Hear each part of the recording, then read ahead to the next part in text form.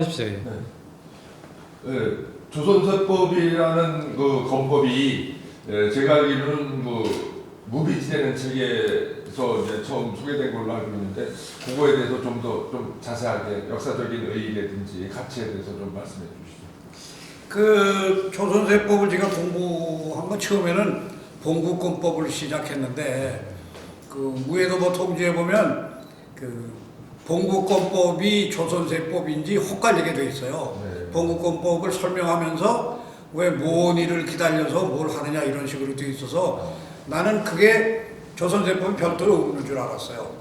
그런데 1982년도인가 그 유시 버클리라고 미국에 가서 얘기를 했더니 그쪽에 자기네가 그 소위 말하면 무비지가 전권이 자기네 학교에 있다는 거예요. 전권이. 그래서 여기 김인범 처장도 그때 우리 학생 때 내가 같이 갔었는데 이렇게 부탁을 해가지고 그걸 한번 구경만 하고 그날 복사를 못 떴어요. 네. 그리고 후에 이제 거기 교수들을 통해서 얻었는데 그 보니까 우리 무예도보 통지의 설명이 잘못된 거였어요. 네. 조선세법은 별도야. 봉국권법은 봉국권법이고 조선세법은 조선세법이고. 근데 그 조선세법의 그 말하자면 처음 설명을 하는 사람이 이제 모원이라는 사람이 설명을 하면서 이게 조선에서 얻은 거지 조선 건 아니다. 그런 식으로 설명이 돼 있어요.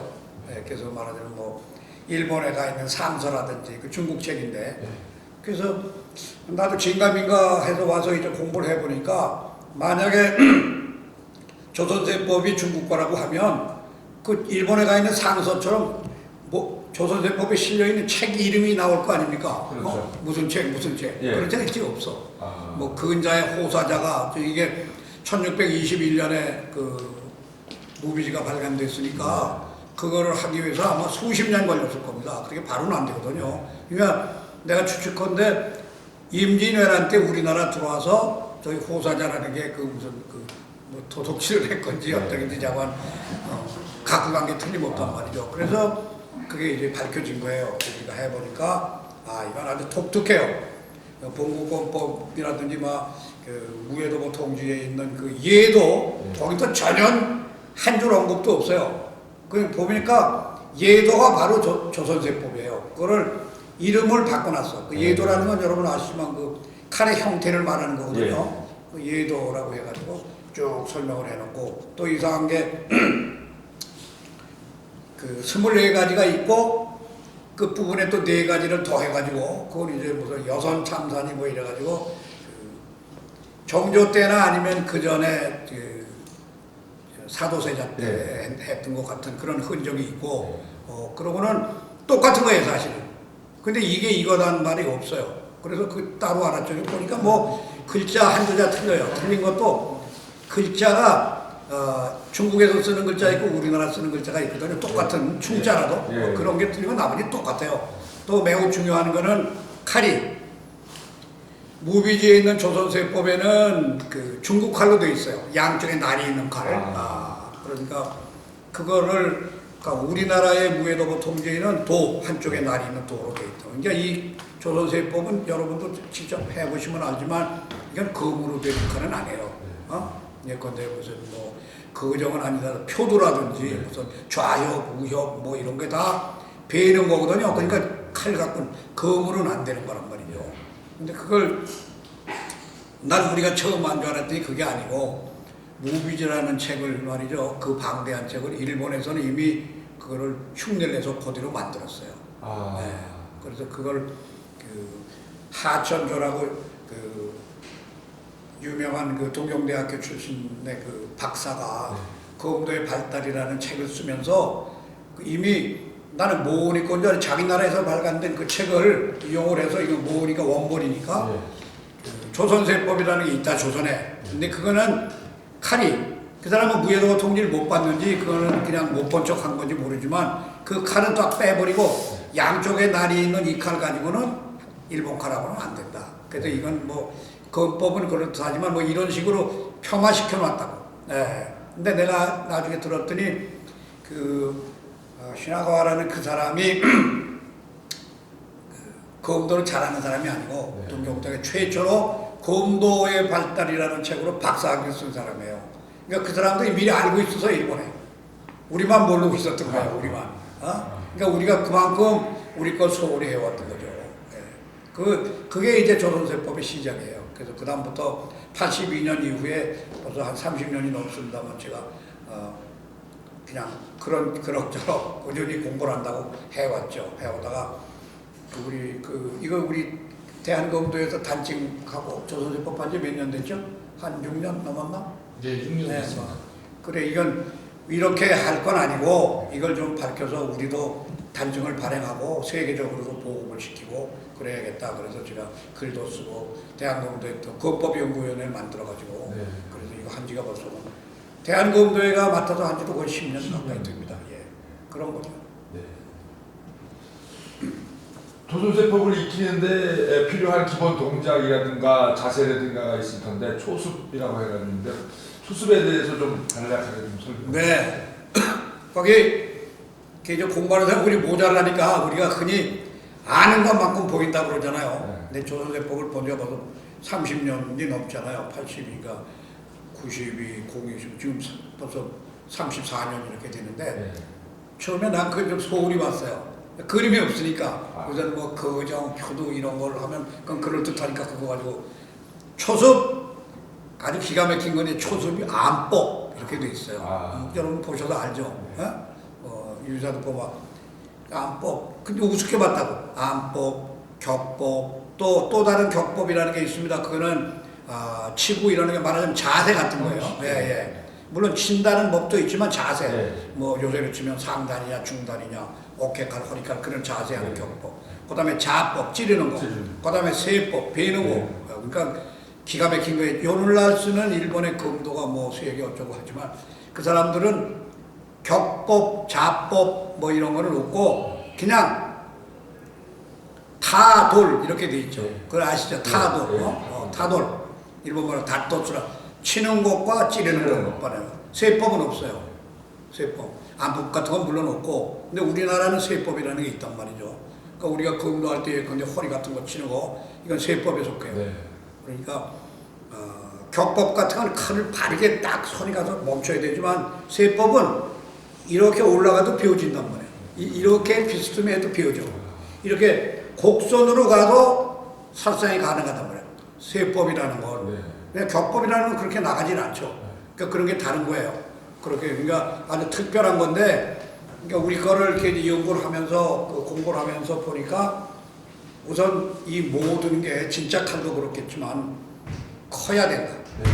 크게 써야 된다. 크게 써야 된다. 그리고 부드럽게 힘을 주면 안 돼. 그러니까 칼을 요새 쓰는 칼이 한 1kg 가까이 되는데 그걸 무겁게 잡고 있으면 이게 흔들리고 안 돼요. 이게 부드럽게 잡은 사람이면 칼 끝을 보면 저 사람이 부드럽게 잡았구나. 나도 하고 난 다음에 바로 느껴요. 요번 건 잘 잡았다, 잘못 잡았다 느낀단 말이죠. 그게 한결같이 저희가 힘들어요. 그리고 물론 그 모든 걸 통틀어서 첫째는 바르게 하고 있느냐, 몸이 바르냐, 칼이 바르냐. 칼날이 제대로 가는 것도 칼이 바르냐거든요. 이게 삐뚤삐뚤 가지게 않고. 그러니까 내가 한 건 아니고 고전의 책들을 보면 바르고 정당하고 크고. 그다음에 내가 거기다 부드러운 거, 그것도 내 생각이 아니고 다른 책에 보면 부드럽게 하라고도 있어요. 근데 부드럽게 하면은 약하다고 생각하는데 그렇지 않아요. 크고 부드러운데 속도만 붙으면 그건 뭐 엄청난 힘이 나는 거거든요. 그러니까 그게 기본이에요. 속도는 이제 뭐 일부러 하는 게 아니라 자기가 수십 년 수련을 하고 늘 하면 속도는 저절로 붙죠. 그러니까 그런 게 조선세법을 하는 거. 뭐 다른 것도 다 마찬가지지만 그 요체가 그거다. 조선세법을 수련하면서 우리가 하는 검도에도 크게 뭐 도움이 많이 되겠네요. 네, 나는 그렇게 생각하고 대표 선수 훈련할 때도 그걸 시도를 해보는데 그 상대편이 뭐 멋지게 이렇게 하면 뭐 이렇게 올라갔다 내려갔다 하는데 그게 한 칼에 날아가요. 큰 놈한테 걸리면. 실제로 내가 세계대회 때도 그렇고 훈련할 때도 보면 우리 선수들이 그렇게 하는 선수가 있었는데 그거 걸리면 장칼에 되잖아. 조선세법을 하여튼 현대 검도의 접목을 시켜서 그렇다면 기술도 크게. 구사하고 있고. 그리고 일본 사회 만든 본도 그렇지만 우리 조선세법이라는 것도 전후 좌우로 움직이면서 작은 동작이라는 게 없습니다. 네. 네? 뭐, 작게. 예, 국제적 일본식으로 하는 거기서 손목은 작게 뭐지만 이건 그 작게라는 게 없어요. 작게 없어요. 다 크게 하는 거예요. 네. 무조건 크다는 게 아니라 거기 이제 속도를 가하면 빨라질 수도 있고 느릴 수도 있고 그러니까 강약 완급을 조절하지만 대소라는 개념은 조선세법은 없는 것 같아요. 크게 치는 기술, 작게 치는 기술 그거 없어요. 그냥 그저 크게 치는 거예요. 그냥 거기 걸리면 다 당하는 거예요. 앞으로 대한검대에서 조선세법을 이제 보급하는 데 있어서 좀 뭐 다른 특별한 또 계획이 있으신지? 대한검대가 내후년에 이제 2018년도에 세계선수권대회 여기서 하잖아요. 네. 그래서 하는데 그때 대한검대에서 좀 공을 들이는 게 뭐가 있냐면 이 검도라는 거 말하자면 칼싸움 이런 게 전 세계적으로 어디서 처음 시작했느냐 그런 걸 지금 제가 공부를 좀 하고 있어요. 그걸 뭐 책도 좀 보고 검도의 근원까지 이제 근원을 따지면 예. 그래서 뭐 현대 검도를 누가 그 완성이라고 못하지만 이거 지금도 아직도 변형 중이에요. 발전적이니까. 근데 일본이 처음 시작했다는 이제 우리도 어렸을 때 우리 선생님들도 다 그렇게 보는 게 그거뿐이야. 네. 아까 내가 얘기한 대로 보는 거 아는 거 맞고 보이니까. 그래서 그 책만 보면 그런 줄 알아요. 우리 책도 다 안 비워줬으니까. 네, 그렇죠. 요 근래 뭐 10년, 20년에 화랑새끼가 뭐 나왔다, 뭐 위본이다, 진본이다 어쩌고 하지만 그런 것도 우리 몰랐단 말이죠.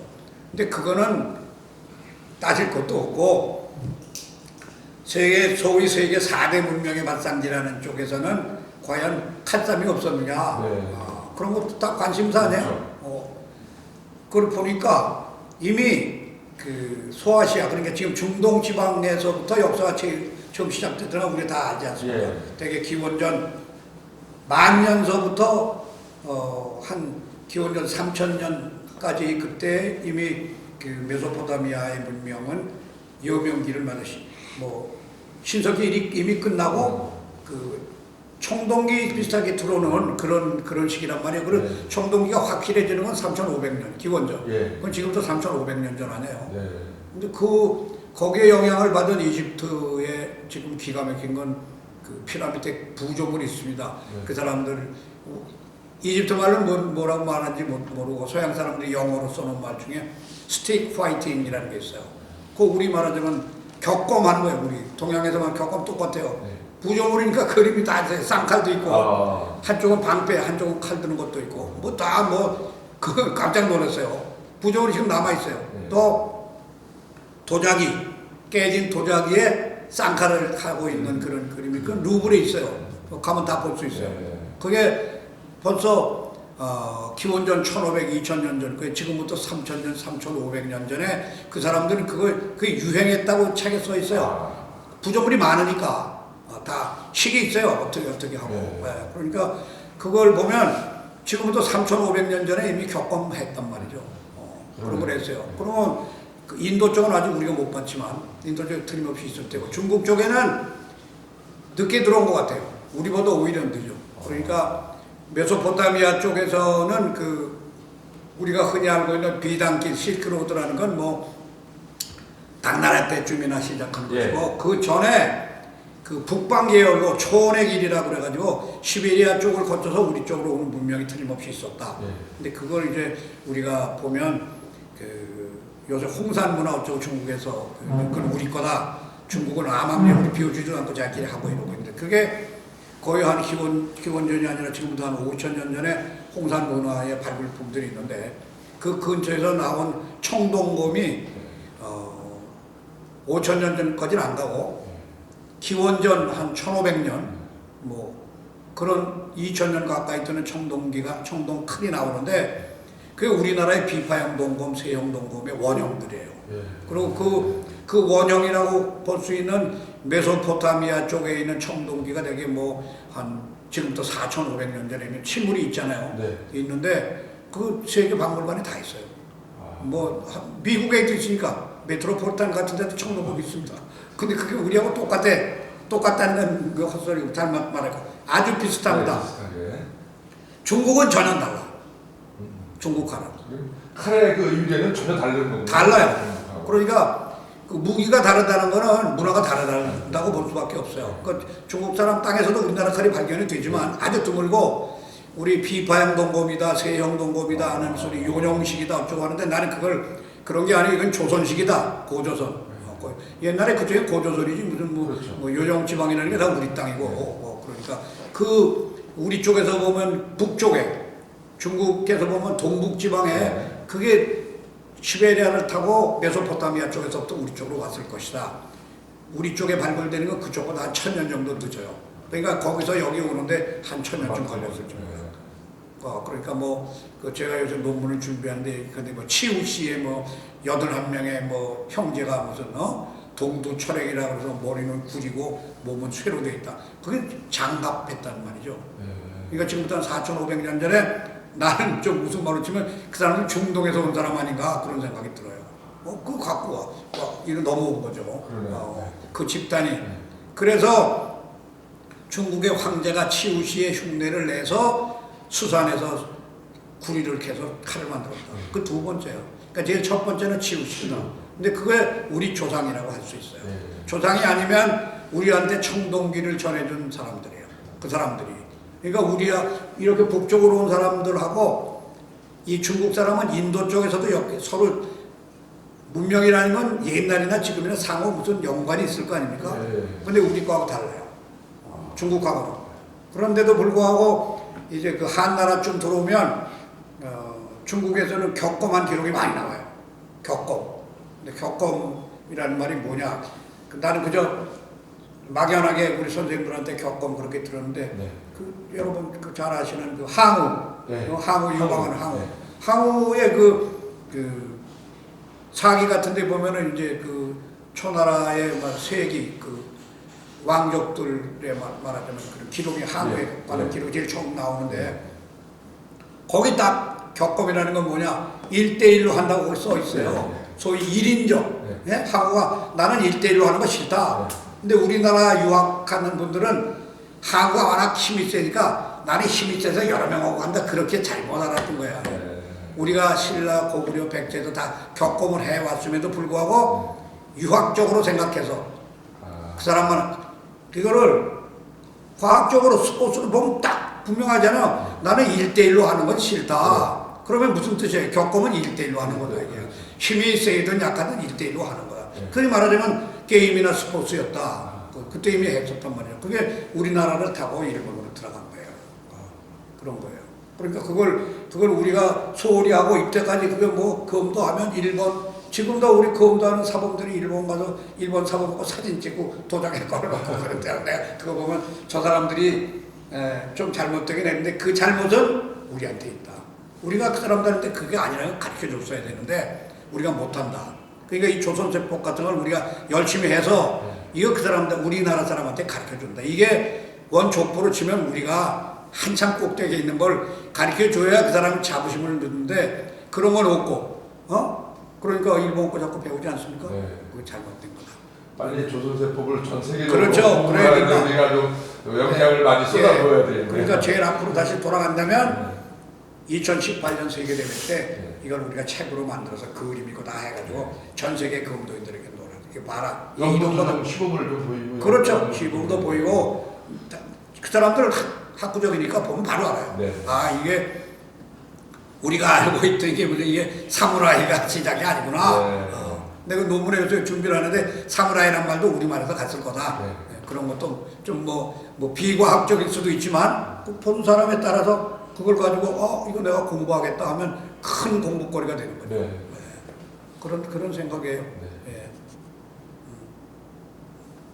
오늘 말씀 감사합니다. 열심히 들어갑시다.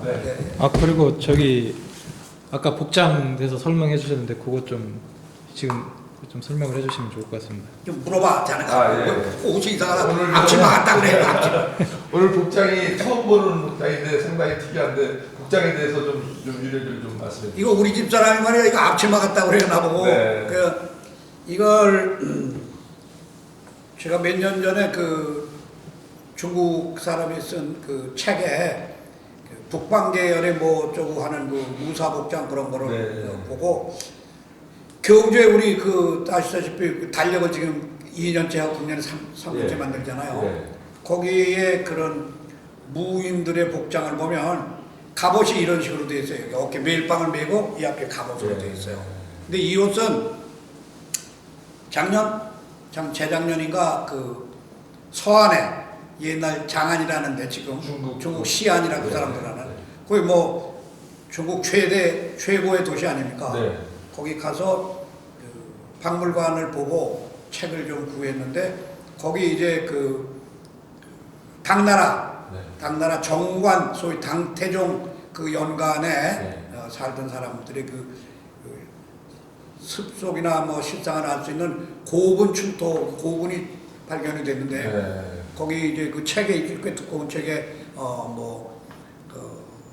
그림까지 해서 설명을 쭉 해놨는데 거기 우리 뭐 한국의 학자들이 그 중국 사람이 거기 뭐라고 썼냐면 한 5명쯤 이게 인물상이 있는데 앞에 2명은 중국 사람이고 뭐 3번째는 뭐 그 하인이고 그다음에 이제 4번째 사람을 가지고 어떻게 썼냐면 일본에서 온 사람인가 신라에서 온 사람인가 발해에서 온 사람인가 모르겠다 이렇게 써 있어요. 근데 그 당나라 때가 아니고 그거를 쓴 지금 요 글에 쓴 사람이 무슨 사람이지 일본인가가 말이 안 되지 그죠? 그렇죠. 신라인가 발해인가 일본에 있으면 그때 써야 되는데 그렇게 장난치를 하는 사람이 그런데 속일 수는 없이 여기 써놨는데 그 복장을 보니까 난 그건 뭐 어디서 사람이라고 구분이 여기 조관이라고 그래서 이렇게 관을 쓰고 거기다 이렇게 새 깃털 꽁털 같은 걸 꼽으면 그게 우리나라 거라고 저 사람들이 얘기를 하거든요. 꽁털 뭐 그 말하자면 우리 고구려 때도 그런 게 있습니다. 그럼 뭐 그 모자에 그렇게 하면 좋을 텐데 그건 이미 그 고분 벽화의 그 시대는 고구려가 멸망한 다음에 발해와 신라 때니까 고구려 사실은 뺀 거예요. 근데 난 거긴 별 관심이 없고 앞쪽에 보니까 이런 그림이 이렇게 돼 있어요. 이게 이 매일빵 이렇게 매는 건 여러분이 저 괴능이나 그런 데 가면 그 무슨 무신 문신 어쩌고 하는데 그건 잘못된 거지만 그 시위상이 이런 뒤에서 보면 표시가 나요. 매일빵을 메고 있어요. 이렇게. 그리고 거기 나와 있는 그 무사 집단이 쭉 있는데 이렇게 옷을 입은 사람은 왼쪽에 칼을 차고 환두대도야 그리고 칼자를 딱 이렇게 잡고 있는 그림이 있어요. 3명이 쭉 서 있어. 근데 이런 붉은색 계통의 옷을 입었거든. 이거는 우리 국어사전에도 있는 건데 옷은 이런 건 아니지만 이거 사마치라고 그래요. 사마치란 말은 뭐냐면 그 기마복장이에요. 말 탈 때. 말 이렇게 보면 말을 탈 때 이게 없으면 이게 한복만 입으니까 이렇게 가려니까 보이잖아요. 그 타고 이걸 이렇게 앞으로 턱 덮는 거야. 뒤로 이렇게 들어서 뒤로 다 이렇게 턱 그러고 말을 타는 거거든요. 근데 거기에 뭐라고 써 있냐면 이건 자기 나라 동북 소수민족, 고대 소수민족이 입던 옷이라 그래요. 소수민족이 뭐 지 맘대로 소수민족이 아니고 우리 민족이 우리 이 무인들이 입었던 옷인 것 같아요. 그리고 거기 이렇게 칼을 짜고 딱 셋이 서 있는데 그 말하자면 당나라 무슨 그 행사 때 간 우리 신랑 무사가 돼요. 그러고 여기 지금 이따가 흉내 낸 건데 이게 좀 실례하겠지만 이렇게 이게 행전 친다고 그러잖아요. 우리 이렇게 데님만 매잖아. 이건 데님은 아니고 옛날 무사들은 이렇게 행전 친 것 같아요. 이렇게 쳐 있어요. 그 그림이 딱 돼 있어요. 그러고 신발 신고, 신발 물론 신고, 그러고 왼쪽에 칼을 이렇게 차고. 그래서 내가 이거 찍자 그러길래 불이 나게 불이 아니라 이거 만들었는데 지금 아직 제대로 안 됐는데 이게 그 사람들이 인정해서 신라다 고구려다 말은 없지만 옛날 북방 무사들이 입던 옷이다. 그래 당나라 때 한때 유행했는데 지금은 유행 안 하더라고 그렇게 써놨어. 그 지 맘대로 올렸다 내렸다 하는데 이게 자기 나라 옷은 아니라는 거지. 아니라는 거야. 유삽이나 있고 뭐 이거 전혀 다르다는 거예요. 그 사람들 한자로는 이걸 그 양당이라고 혹은 오두이변에 두 양이라는 그 양자를 쓰고 이걸 우리말로는 배자라는 말도 오늘 한자로 따로 있어요. 배자는 이게 소매 없는 옷이에요. 이렇게 하고 우리나라 말로도 배자라고 하기도 하고 그냥 우리 순수한 말로는 더옷 옷 입은 위에 입는 덧옷이에요. 그렇게 입는 옷이에요. 근데 이거 내가 한번 해본 거야. 이거 뭐 맨날 조선 바지 저고리만 입는 게 아니고 그 전에 걸로 한번 가보자. 그래서 한번 내가 개량을 좀 더 해가지고 그래가지고 한번 이거 입어보니까 괜찮아요. 네.